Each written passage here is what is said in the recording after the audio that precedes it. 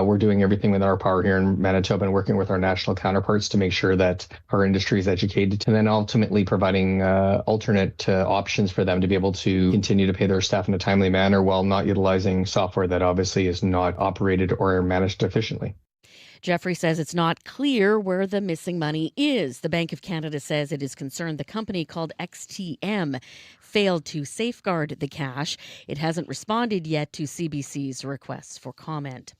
Manitoba Hydro says you will be allowed back into its downtown building as of Tuesday. Public access was restricted in early February after an employee was assaulted in the atrium. Hydro says 7 safety officers have been hired to augment the security at 360 Portage Avenue, and it's finalizing its agreement with Manitoba Justice. There are also new security measures in place which wouldn't affect you. The Hydro Place Gallery will be open from 6 a.m. to 6 p.m. Prime Minister Mark Carney getting a red carpet welcome arriving in Mumbai today. He'll be busy with business meetings over the next several days before he travels to New Delhi to speak in person with the Indian Prime Minister.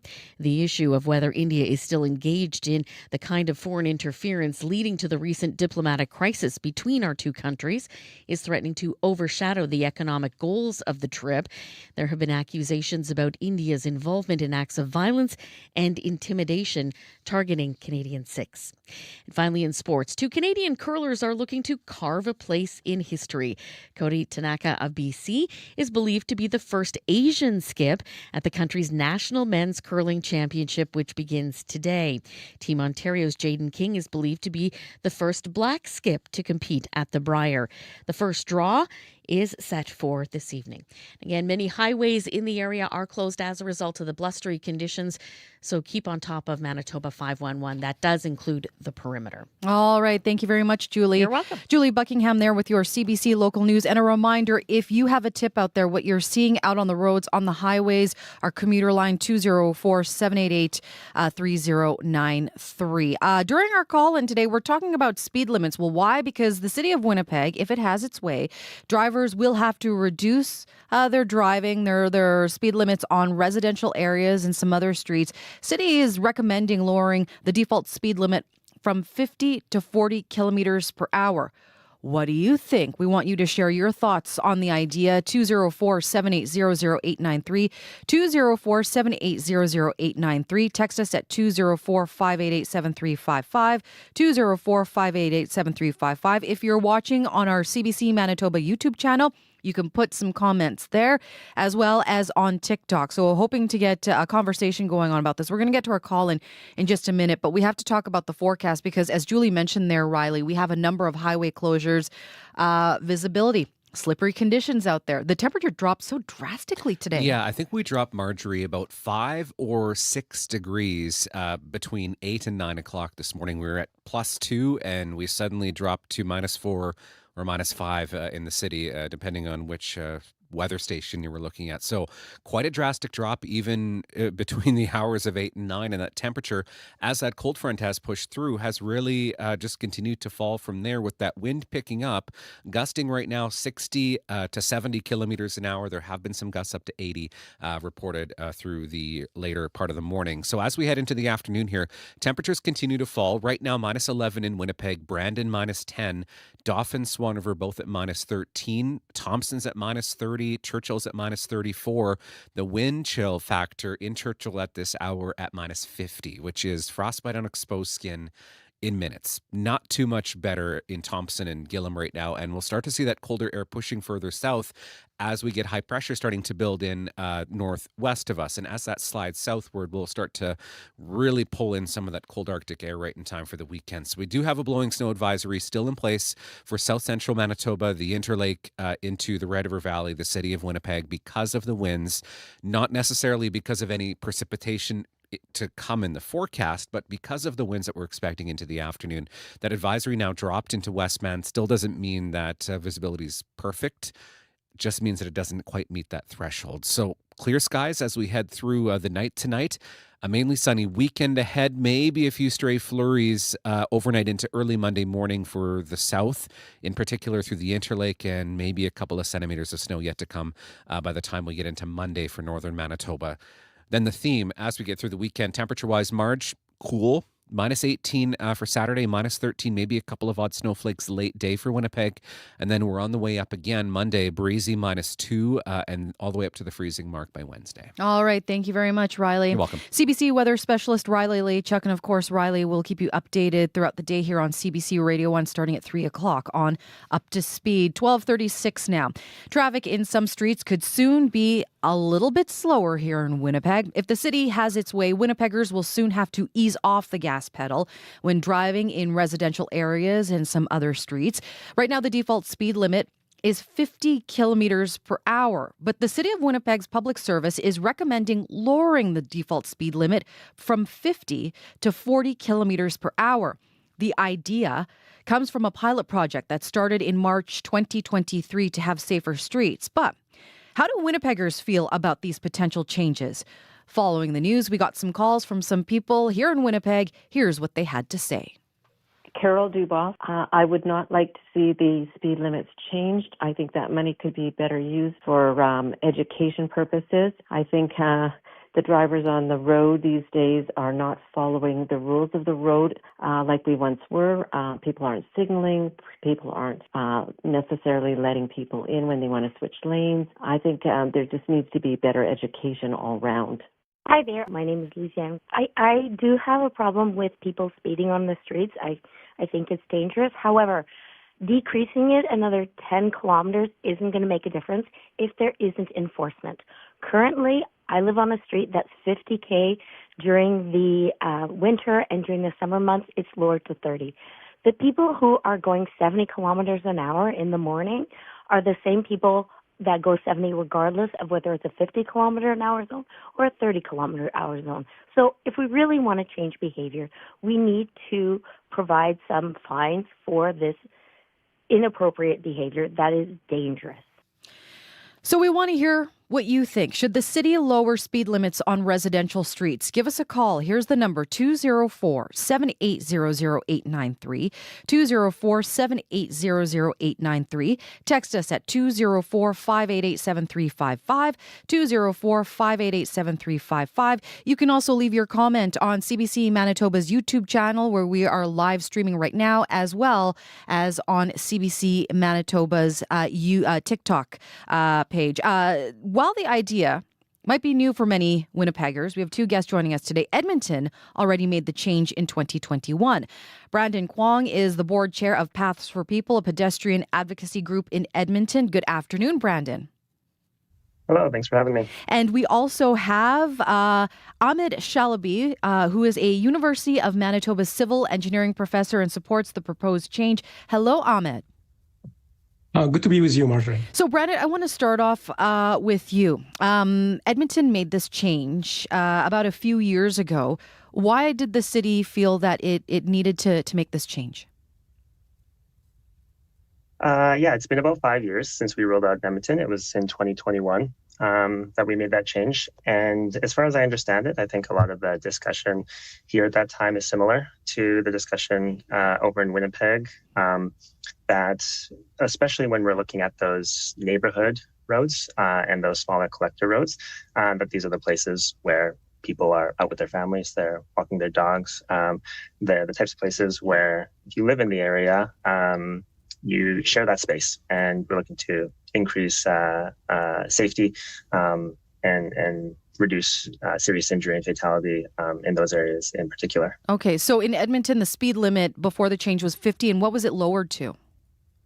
We've also lowered it just to 40. Okay. Ahmed, I want to get your take on this. Why do you think a lower speed limit would work here in Winnipeg? Or why do you want to see that change? I hope it will work here, as we have seen it work in other places too. The reason for the speed change is the outcome of a collision is much better if the vehicle is at a lower speed, particularly for collisions with vulnerable road users. Those are pedestrians and cyclists that are not protected inside a vehicle.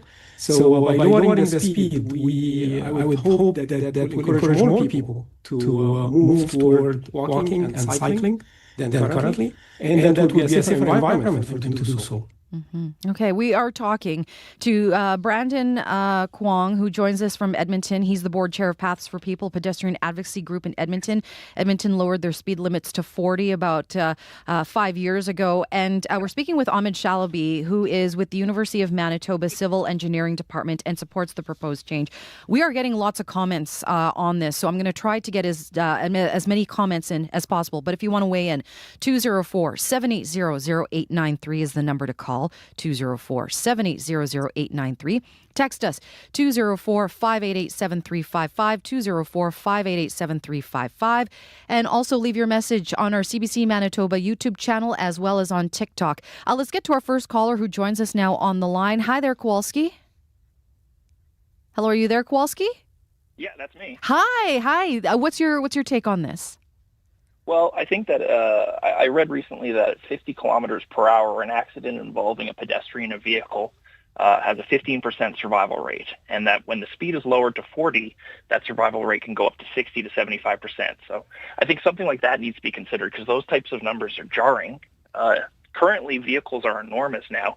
I think it's obscene. The visibility is already obstructed enough in these vehicles with all the size of the dashboards, all the bells and whistles inside of them.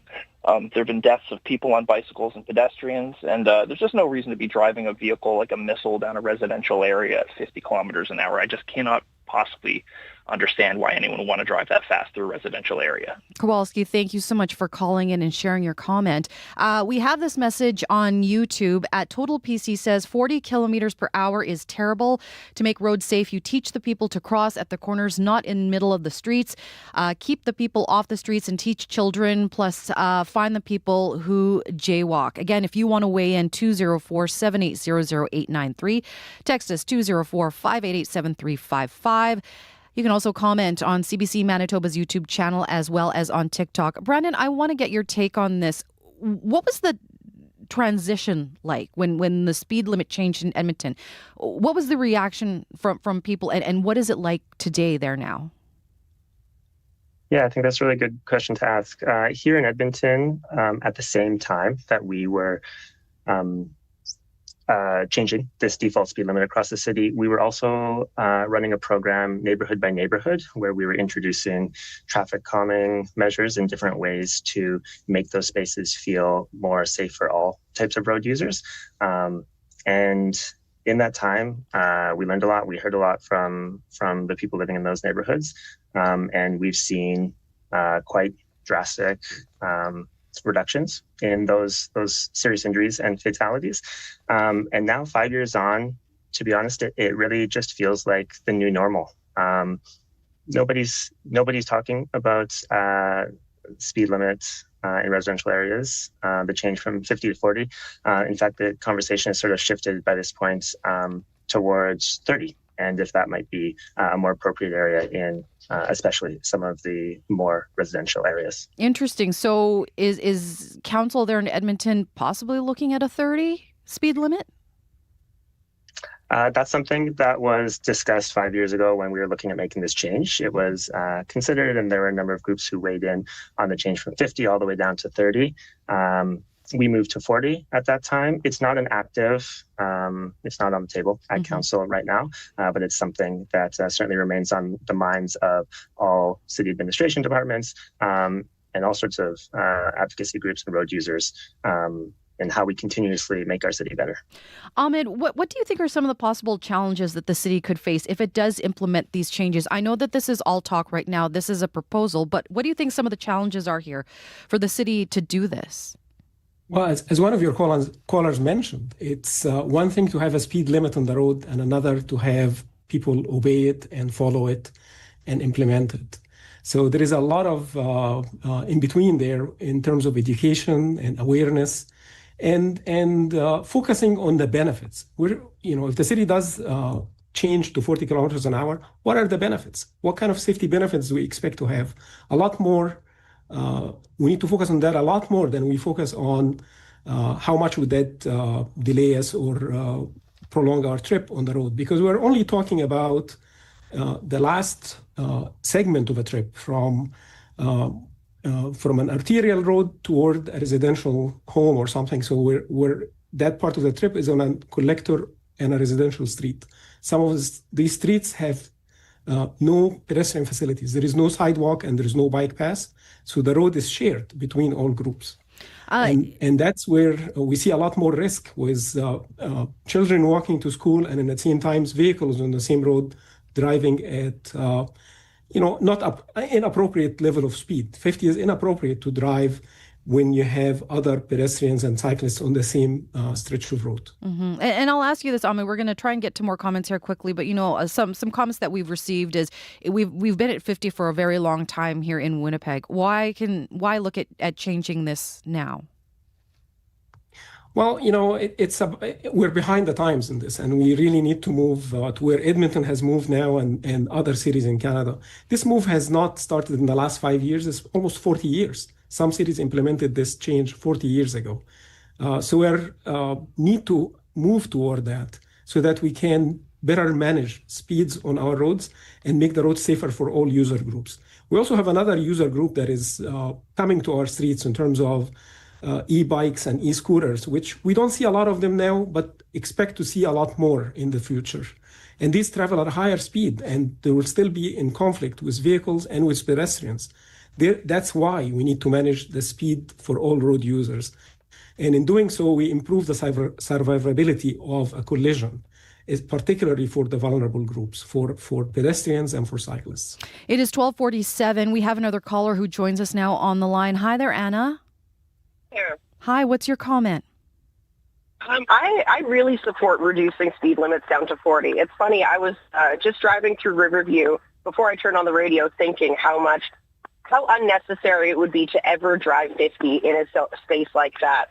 But even further onto places like Wellington and stuff, when you get to live into communities that have active transportation, have walkers and bikers and families and elderly on the roads, it's so hard I can't imagine not prioritizing not only their safety, but the quality of life they have and the quality of their experience as they get to move through communities outside of cars.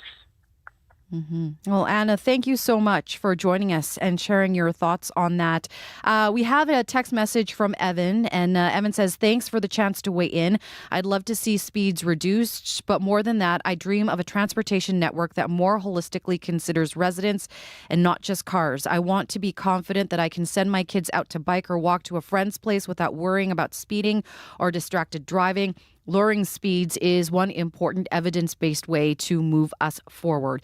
If you want to weigh in, we have about 10 minutes left in the show. 204-780-0893, 204-780-0893, or text us at 204-588-7355, 204-588-7355. You can also leave a message on CBC Manitoba's YouTube channel as well as on TikTok. We're asking you about the city is possibly looking at reducing speed limits in residential areas in some streets from 50 to 40 kilometers per hour. We have two guests on the show today. Brandon Kwong is the board chair for Paths for People, a pedestrian advocacy group in Edmonton. Edmonton reduced their speed limit to 40 a few years back. And University of Manitoba civil engineering professor Ahmed Shalaby joins us. He supports the change. So give us a call and share what you think. Brandon, since these changes came in, what have the numbers looked like there in terms of collisions or fatalities because of the reduced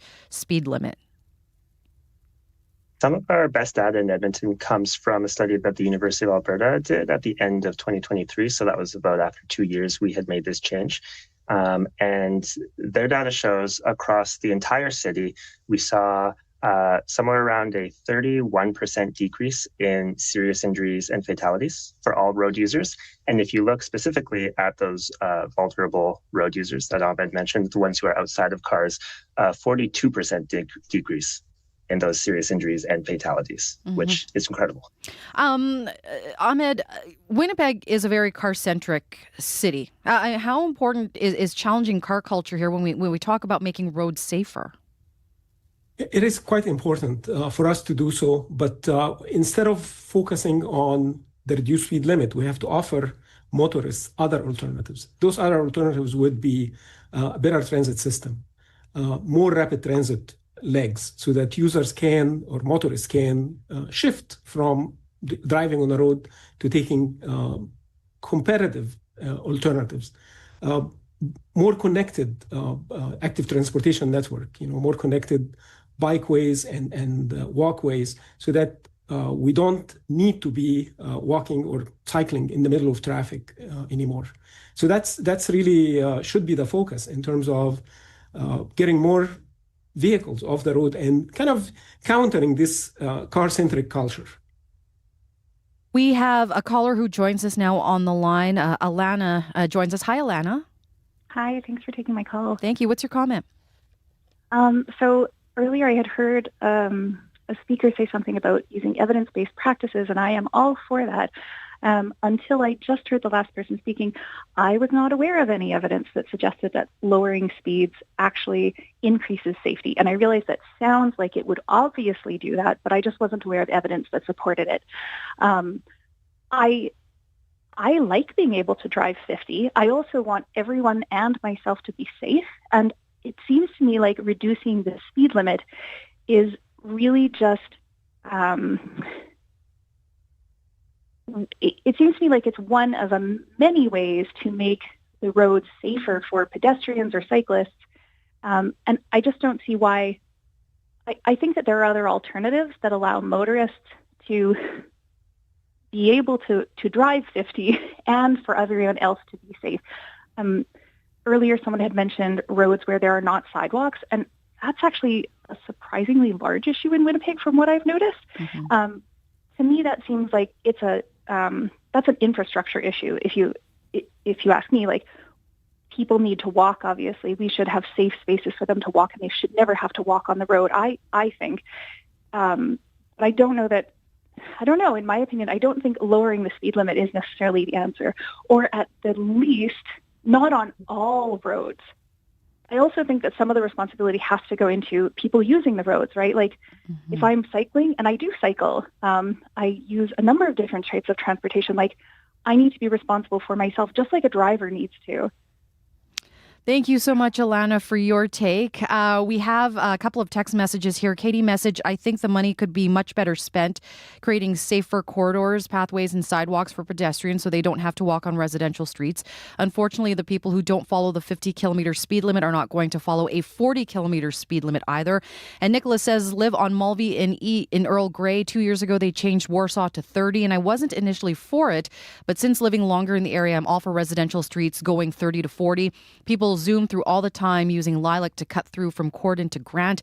Not sure if I see streets like Grant going from 50 to 40, but certainly the Corden stretch between Stafford and Pembina. We're talking here about lowering the speed limit in Winnipeg. The City of Winnipeg is looking at reducing the speed limit from 50 to 40 on residential streets and some other streets. I want to, Brandon, why do you think something like this would or wouldn't work for Winnipeg? I know that you live in Edmonton. I don't know if you've ever been to Winnipeg before, but just hearing what you've been hearing so far from people, why should the city consider this? Why would reducing the speed limit, why would it work in Winnipeg? Yeah, it's been a long time since I've been to Winnipeg, but I think we do share a lot of similarities between our cities. I hear a lot of what our listeners who are calling in are saying, and absolutely agree that there are a bunch of factors that go into making the spaces we share in our city safe for everyone. Ultimately, I think we believe that good infrastructure and design is always going to be the best way of signaling to all the road users what this space is for and what a safe space to what a safe speed, for example, to drive in this area is. If your roadway is wide open and straight and flat, it's very understandable that someone might, perhaps without even noticing or mean to drive faster than they intend. So in Edmonton, we've been pairing these default speed limits in residential zones with some of the traffic calming projects that I mentioned before, which really operate on a neighborhood by neighborhood basis, trying to take the individual considerations of those residents in. And then ultimately, at a higher level, because it takes time and money, rolling out new policy and strategy around our infrastructure, how we renew our existing stuff and how we build new stuff to a higher standard that is more in line with some of the best practices and the more data-informed designs that we're seeing. Ahmed would know much more about that than me. We have a couple comments here, and then I'm going to get to you, Ahmed. On YouTube at RumbleGo says there's no mandate for this. Candidates should put it on their platform for the next election. Let the citizens decide. And then Cheryl sent us a text message. I think by reducing the speed to 40 in residential areas, it sends a clear message to society that we value our family's safety first. I honestly think that the monetary cost of changing the signs can be easily justified versus the cost of a life of our loved ones' safety first. Ahmed, after everything you've been hearing, the discussion here today, what do you take away from this? How optimistic are you, or do you see the city changing that speed limit? So every change is a challenge, and it's difficult for people to accept change to their current environment. But I think with awareness and with education and with focusing on the benefits, focusing on the safety benefits, the fact that we'll have fewer injuries out of these crashes, the fact that we can promote more walking and more cycling and more active transportation, I think we will get there. And I think we hope to see similar benefits to what Brandon is talking about in Edmonton. I mean, that would be a great success for us. Mm-hmm. Well, Ahmed and Brandon, thank you so much for joining us today here for our discussion on Radio Noon. Thank you to both of you again. Thank you very much for having us. Take care. Brandon Kwong is the board chair of Paths for People, a pedestrian advocacy group in Edmonton. In Winnipeg, University of Manitoba civil engineering professor Ahmed Shalaby supports the proposed change. If you want to leave your take, you can always message us at radnoonw@cbc.ca. 12:57 now. And Faith Fundal, the host of Up to Speed, joins me now. Hi, Faith. March, there is blowing snow and poor visibility that's closed many places, including the Perimeter Highway. We'll hear from the RCMP as well as the province on how they're managing all of this. All right. Thank you very much. Be safe out there. Yeah. And call this afternoon to Up to Speed on the commuter line, because there's probably going to be some more issues out there. There's going to be lots. Yeah, we're going to talk about it. 204-788-3093 for later. Thank you very much, Faith. Thank you. Faith Lundahl, host of Up to Speed. Tune into CBC Radio 1 starting at 3 o'clock this afternoon. Thank you for joining us today here on Radio Noon, and thank you to our hardworking crew behind the glass. Our tech, Abby Adiemi, associate producers, Chidi Akuma, Corey Funk, Darren Morash, taking care of us on our YouTube channel. Thank you very much. And our show director, Sierra Sanders. I'm Marjorie Dowhouse. Have a wonderful weekend. Stay safe, stay warm out there. We'll talk to you again next week. Coming up next here on CBC Radio 1 CBC Podcast Showcase. Have a good one.